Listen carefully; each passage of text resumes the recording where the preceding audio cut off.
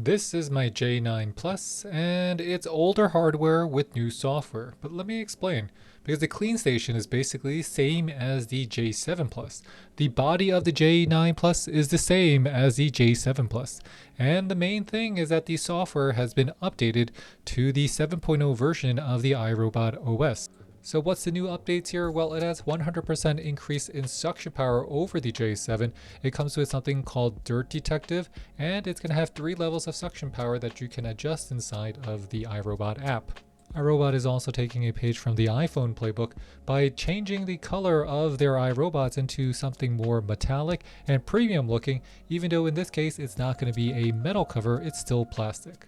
So let's take a look at everything inside the box. You're getting the unit, the clean station, one extra side brush, and one filter. And when you look at it and you pick it up, you notice that it looks basically just like the i3, the i5, the J7, and all of these circular round iRobots except for the S9, which has the perfect edge technology. So the J9 really stands out for the same reasons the S9 really stand out, because it has superior airflow, it has more power than the others, and it looks good.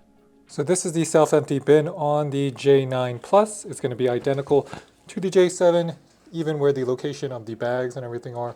So if you're looking at the J9 Plus, it's really a merge between the S9 and the J7. So the J7 came with the same components, or at least the same motor components, as your i7 and your i5. I'm going to open up the J9 and show you how similar the J9 is to the J7.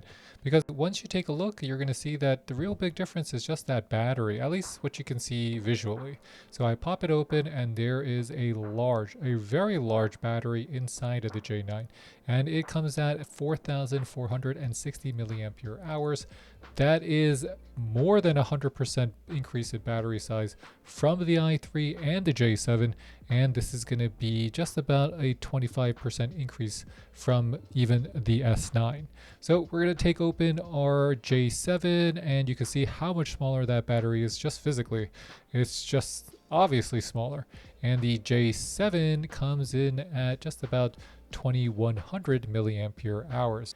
The padding and brush rolls are going to be identical on both the J7 and the J9. You can take all of them out, you can interchange them, and they have the same part number, so you know where to order them if in case you ever need replacement pieces. But even though you can't see it, it is definitely more powerful than the J7. However, just because of how iRobot gives their numbers, it is 50% less powerful than the S9.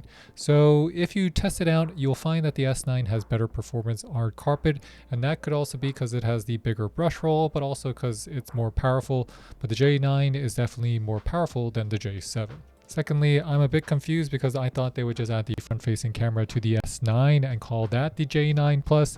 Instead, they took the J7 and then made it a little bit more powerful, but not as powerful as the S9, and are calling that the J9 Plus. Next up, we have the vacuum test, and then we have an app guide coming right after that with my verdict. So just remember, for our vacuum test, I'm not going to talk much. I'm going to let you listen and hear how everything works, and I want you to really look at how it pads through your home.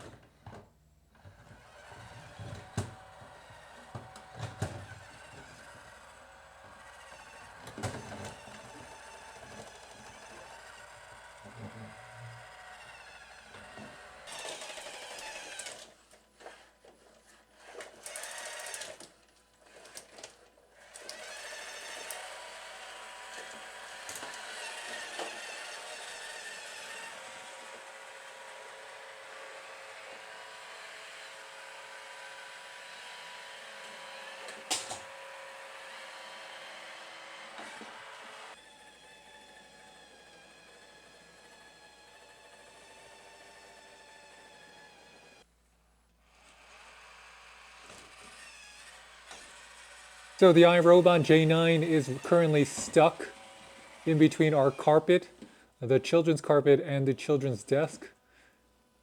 Doesn't know what to do. Doesn't take a wire. All the cameras in the world. And just stuck. On his take on Dirt Detective, I didn't see improvement with it, and I'm not sure you really need it, but maybe you'll get more mileage out of it after using it yourself. In order to fully utilize your iRobot, you want to get the iRobot app. You just want to open that. Next step is just to connect to Wi-Fi, verify your password, and connect to the cloud. So once you finish setting up your J9 and connecting it to the internet, it's going to ask you, now you're ready to opt into obstacle image review. So the J9 will capture images of obstacle areas so that you can teach it how to handle them and smarter over time. Let's set this on a mapping run.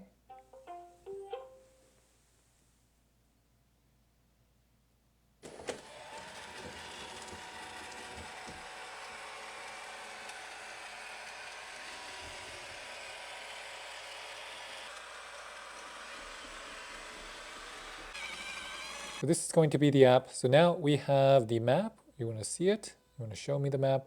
And it is created a map here. And it's actually named them as well, which is very interesting. The J9 is able to recreate things and also name them, but it doesn't do a great job in terms of understanding what each room is. This is our dining room. That is our entire living room. We have our kitchen. And it has some areas delineated by some furniture. So if you have anything that furniture-wise that separates your room up, it will include that as dividers. But overall, it does a pretty accurate job in terms of how everything looks. Just your names of your rooms are going to be different. We're going to edit the map in terms of the names, and then we're going to create some no-go zones so that we can avoid specific areas that the robot vacuum has a hard time with, like underneath our television or where the children's mat is. I want to create some no-go zones as well. So we have our keep out zones. So set up the keep out zones in the areas you want. That's just going to make everything easier. You also have a clean zone. We're going to make this entire area a keep out zone. There we go. So we have made this area a no-go zone. You can also create your favorites if you want to do vacuum anywhere or everywhere, or I could just do clean 2. We're going to name that purple J9, clean everywhere, or you can do your cleaning preferences. Cleaning preferences can go from suction power medium to high, 1 or 2 passes. You have careful drive, so J9 does its best to clean as close to the walls and furniture without touching them. And that is a feature that I do like, so we're going to press that. In terms of schedule is also very easy. It's just like any of the other iRobots. You just create a schedule, set the time, set the location, or you can do clean everywhere, and you can do automation. Instead of running at a specific time, J9 will begin the job the first time it detects you leave your home.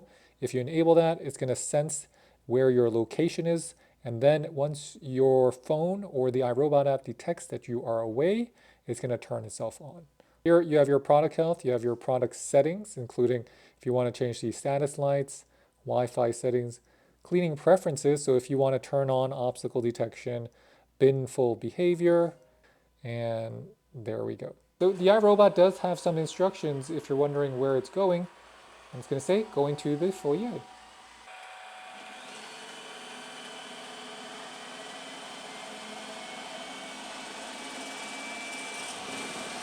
So I'm going to record how loud the self-emptying bass is on the J9 Plus. Let's hear it right now.